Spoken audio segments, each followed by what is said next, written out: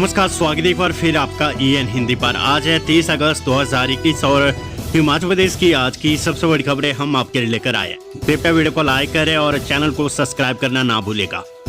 पेश है आज की सबसे बड़ी खबरें। मुख्यमंत्री का लाहौल दौरा, मुख्यमंत्री के सामने मंत्री और ST मोर्चा प्रदेश अध्यक्ष के बीच धक्का मुक्की। मुख्यमंत्री जयराम ठाकुर के लाहौल दौरे ने जिला भाजपा के भीतर चल रही वर्चस्व की लड़ाई को हवा दे दी है। दौरे के दौरान रविवार को मुख्यमंत्री के सामने तकनीकी शिक्षा मंत्री डॉक्टर रामलाल मारकंडा और भाजपा ST मोर्चा के प्रदेश अध्यक्ष जवाहर शर्मा के बीच आपस में कास होने के बाद धक्का मुक्की होगी। इसके बाद दोनों नेताओं के समर्थकों ने नारेबाजी शुरू कर दी। घटना के बाद जिला भाजपा में गुटबाजी की चिंगारी से राजनीतिक माहौल गर्मा गया है। सोशल मीडिया पर भी इसका वीडियो वायरल हुआ है। वीडियो में दोनों नेता एक दूसरे को धक्का देते और बहस करते नजर आ रही है। इस दौरान CM भी तकनीकी शिक्षा मंत्री डॉक्टर रामलाल मारकंडे और जवाहर शर्मा के साथ साथ चलते नजर आ रहे हैं।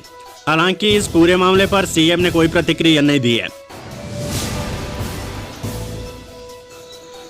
हिमाचल में 24 को प्रदेश भर में हड़ताल करेगी आंगनबाड़ी कार्यकर्ता। C2 से जुड़ी हिमाचल आंगनबाड़ी वर्कर एवं हेल्पर यूनियन के आह्वान पर 24 सितंबर को प्रदेश भर में हड़ताल रहेगी। इस दौरान सभी आंगनबाड़ी केंद्र बंद रहेंगे। यूनियन कार्यालय शिमला में हुई बैठक में ये फैसला लिया गया है। प्रदेश अध्यक्ष नीलम जसवाल और महासचिव बीना शर्मा ने कहा है कि आंगनबाड़ी कर्मी मांगों को लेकर 24 सितंबर को प्रदेश व्यापी हड़ताल करेगी। आंगनबाड़ी कर्मी की प्री प्राइमरी में नियुक्ति, इसमें 45 वर्ष की शर्त खत्म करने, सुपरवाइजर नियुक्ति के लिए देश के किसी भी मान्यता प्राप्त विश्वविद्यालय की डिग्री को मान्यता देने की मांग कर रही है। वरिष्ठता के आधार पर 10वीं और स्नातक पास कर्मियों की सुपरवाइजर पद पर भर्ती, सरकारी कर्मचारी का दर्जा देने, हरियाणा की तर्ज पर वेतन, रिटायरमेंट की आयु 65 वर्ष करने की मांग कर रही है। उन्होंने कहा कि आंगनबाड़ी कर्मियों को वर्ष 2013 का नेशनल रूरल हेल्थ मिशन के तहत बकाया राशि का भुगतान भी तुरंत किया जाए। प्री प्राइमरी कक्षों और नई शिक्षा नीति के तहत छोटे बच्चों को पढ़ाने का जिम्मा आंगनबाड़ी वर्कर को दिया जाए। मौसम, हिमाचल में 4 सितंबर तक मौसम के खराब रहने का पूर्वानुमान। हिमाचल प्रदेश में 4 सितंबर तक मौसम खराब रहने का पूर्वानुमान है। प्रदेश के 7 जिलों ऊना, चंबा, कांगड़ा, मंडी, शिमला, सोलन और सिरमौर के मैदानी और मध्य ऊंचाई वाले क्षेत्रों के लिए 31 अगस्त तक भारी बारिश का येलो अलर्ट जारी किया गया है। अधिकांश इलाकों में भारी बारिश का पूर्वानुमान है। उधर रविवार को राजधानी शिमला में दिन भर बादल छाए रहे, बीच बीच में धूप भी खिलती रही। देश में लगातार चौथे दिन सक्रिय मामलों में हुई वृद्धि, 45,083 नए मामले।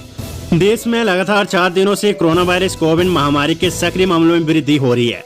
पिछले 24 घंटों के दौरान कोरोना के 45,083 नए मामले आए और 8,783 सक्रिय मामले बढ़े हैं। केंद्रीय स्वास्थ्य मंत्रालय की ओर से रविवार को जारी किए गए आंकड़ों के अनुसार पिछले 24 घंटों में कोरोना के 45,083 नए मामले सामने आने के साथ ही संक्रमितों का आंकड़ा बढ़कर 3,26,95,030 हो गया है। इस दौरान 35,840 मरीजों के स्वस्थ होने के बाद इस महामारी को मात देने वालों की कुल संख्या बढ़कर 3,18,88,642 हो गई है। इस अवधि में सक्रिय मामले 8,783 बढ़कर 3,68,558 पहुँच गए हैं। इस दौरान 460 और मरीजों की मौत होने से मृतकों का आंकड़ा 4,37,830 पहुँच गया है। देश में लगातार 4 दिनों से सक्रिय मामलों में इजाफा हो रहा है। लाहौल स्पीति में CM जयराम को कांग्रेस ने दिखाए काले झंडे, गो बैक के लगाए नारे।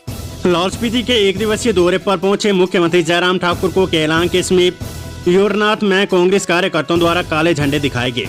यही नहीं, कांग्रेस के कार्यकर्ताओं द्वारा इस दौरान मुख्यमंत्री गो बैक के नारे लगाए गए। कांग्रेस कार्यकर्ताओं का कहना है कि पिछले 4 वर्षों से मुख्यमंत्री जयराम ठाकुर को लाहौल स्पीति की याद नहीं आई है। अब जब सरकार के पास चुनावों के लिए 1 ही वर्ष का कार्यकाल बचे तो ऐसे में मुख्यमंत्री को लाहौल स्पीति की याद आ रही है। कांग्रेस कार्यकर्ताओं का कहना है कि लंबे समय से जिला मुख्यालय केलांग में जहां डॉक्टरों की कमी चल रही, वहीं प्रदेश सरकार आज तक केलांग अस्पताल में विशेषज्ञों की तैनाती नहीं कर पाई है। उन्होंने कहा कि स्थानीय जनता में भी इस बात का रोष है कि लाहौल स्पीति की स्वास्थ्य सुविधाओं को लेकर सरकार गंभीर नहीं है। ऐसे में लोगों के पास सड़कों पर उतरने के सिवाय कोई रास्ता नहीं बचा है। लाहौल स्पीति कांग्रेस अध्यक्ष ने बताया कि मुख्यमंत्री जयराम ठाकुर को कांग्रेस कार्यकर्ताओं द्वारा काले झंडे दिखाए गए हैं। कांग्रेस लंबे समय से जिला मुख्यालय केलांग में भूख हड़ताल पर बैठी हुई है। बावजूद इसके सरकार ने जिला मुख्यालय केलांग में विशेषज्ञों की तैनाती नहीं की है। उन्होंने कहा कि मुख्यमंत्री का दौरा पूरी तरह से फ्लॉप रहा है।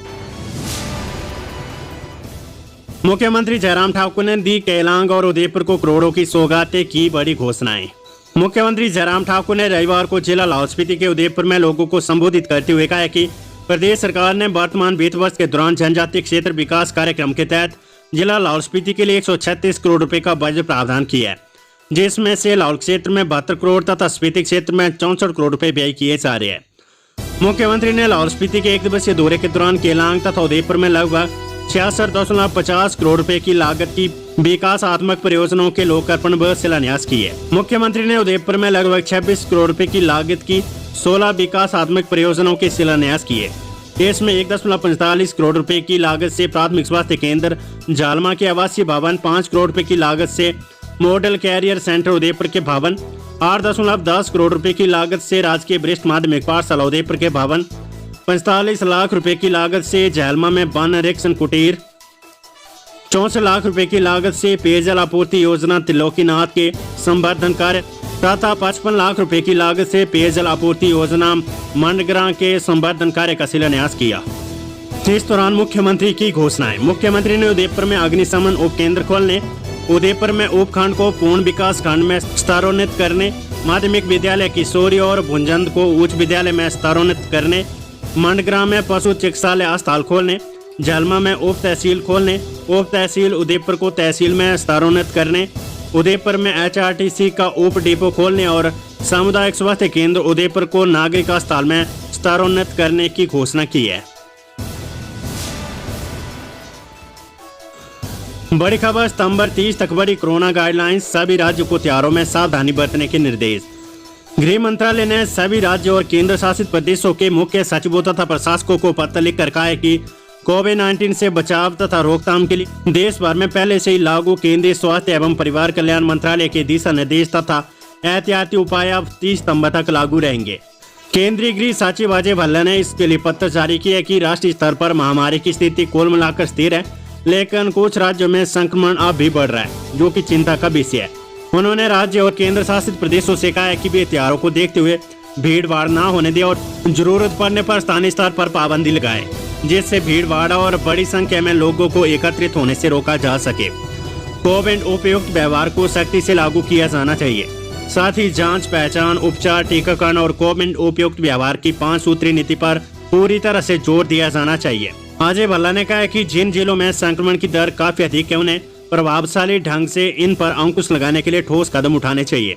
नीति आयोग ने ओणम त्योहार के तुरंत बाद केरल में कोविड मामलों में हुई वृद्धि को देखते हुए सभी राज्यों को सचेत करते हुए आगामी त्योहारों के दौरान कोविड संबंधी SOP का पालन सुनिश्चित करने और लोगों को अनावश्यक रूप से घरों से बाहर नहीं निकलने की सलाह दी है।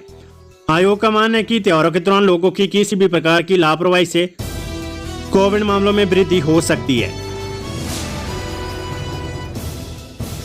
फिर गिरेंगे निगुलसरी में पहाड़ों से पत्थर, आज 9 से शाम 6 बजे तक वाहनों की आवाजाही पर रहेगा प्रतिबंध। जिला किन्नौर के निगुलसरी के पास भूस्खलन से पहाड़ से लगातार छोटे छोटे पत्थर राष्ट्रीय उच्च मार्ग 5 पर गिर रहे हैं, जिससे आने वाले व्यक्तियों व वाहनों को नुकसान होने के खतरे व जान माल की सुरक्षा को खतरा है। इसी बात को ध्यान में रखते हुए प्रशासन द्वारा ये फैसला लिया गया है कि 30 अगस्त यानी आज NH हिमाचल प्रदेश लोक निर्माण विभाग द्वारा अन्य विभाग के समन्वय से उपरोक्त क्षेत्र के ऊपर पहाड़ी में स्थित लूज, छोटे और बड़े पत्थरों को गिराया जाएगा, ताकि इस क्षेत्र को आवागमन के लिए सुरक्षित किया जा सके। उपायुक्त किन्नौर आबिद हुसैन सादिक ने बताया कि पहाड़ी से पत्थरों को गिराने के चलते 30 अगस्त सोमवार को प्रातः 9 से शाम 6 बजे तक उपरोक्त भूस्खलन क्षेत्र निगुलसरी के पास राष्ट्रीय उच्च मार्ग 5 पर वाहनों की आवाजाही पर पूर्णतः प्रतिबंध रहेगा। उपायुक्त ने सभी लोगों से अनुरोध किया कि 30 अगस्त सोमवार को प्रातः 9 बजे से शाम 6 बजे के बीच निगुलसरी के समीप उपरोक्त भूस्खलन क्षेत्र से आवाजाही न करें। विक्रमादित्य सिंह बोले, टिकैत के हिमाचल आने से नहीं, अभद्र भाषा के प्रयोग से आपत्ति। कांग्रेस विधायक विक्रमादित्य सिंह ने कहा कि नेता हो या आम व्यक्ति सभी को अपनी भाषा पर संयम रखना चाहिए। उन्होंने किसान नेता राकेश टिकैत के एक आरती के साथ हुए विवाद को अनावश्यक बताया। कहा कि उन्हें किसान नेता के हिमाचल आने से कोई आपत्ति नहीं है, आपत्ति केवल अभद्र भाषा के प्रयोग से है। विक्रमादित्य सिंह ने कहा कि कांग्रेस किसानों बागवानों के साथ किसी भी तरह का अन्याय सहन नहीं करेगी। सूबे के किसान और बागवान अपनी आवाज उठाने के लिए पूरी तरह से सक्षम है। पहले भी बागवान अपनी मांगों को लेकर कई बार लड़ाई लड़ चुके हैं, आगे भी लड़ने के लिए तैयार है। उन्होंने कहा कि सरकार को सेब के दामों में निरंतर हो रही गिरावट को लेकर हस्तक्षेप करना चाहिए। विक्रमादित्य ने पत्रकारों से बातचीत में कहा कि जब कोई इस प्रकार का विवाद या तनाव पैदा होता है तो आंदोलन का असली मकसद पीछे रह जाता है। वे राकेश टिकैत का सम्मान करते हुए किसानों की बड़ी लड़ाई लड़ रही है। किसान आंदोलन का वे स्वयं भी समर्थन करते हैं। बड़ी खबर, अंब के निषाद ने पैरालंपिक में सिल्वर मेडल जीता, प्रधानमंत्री मोदी ने दी बधाई। ऊना जिले के अंब के निषाद ने टोक्यो पैरालंपिक में सिल्वर मेडल जीता है। उनकी जीत से परिजनों में खुशी का माहौल है। रविवार दोपहर बाद 3:58 पर निषाद ने T43 श्रेणी की उच्च कूद के मुकाबले में अपना दमखम दिखाया। परिवार और गांव के लोगों ने टीवी पर लाइव देखा। प्रधानमंत्री नरेंद्र मोदी ने निषाद को बधाई देते हुए ट्वीट किया कि टोक्यो से एक और खुश खबर आई। निषाद कुमार ने पुरुषों की ऊंची कूद में रजत पदक जीते।